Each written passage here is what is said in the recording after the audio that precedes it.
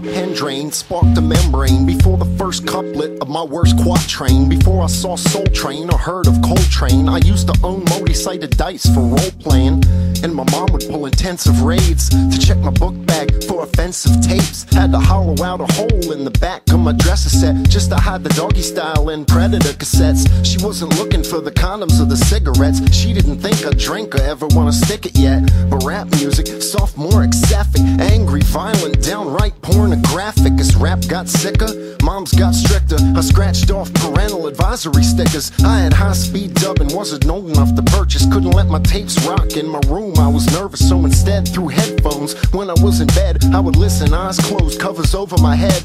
But now she sees the picture, I finally convinced her. She doesn't sweat nothing, now her son's growing richer. He's a registered voter, playing tennis and poker, always laying in the sun with a whiskey and soda. I never gotta ask, someone's paying the taxes. I've forgotten what the difference between a meal and a snack is. Growing up in my house, hip-hop caught a bad rap.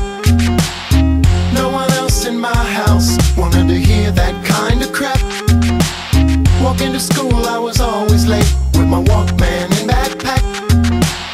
I was afraid to borrow my friends' tapes, cause my moms wouldn't give them back.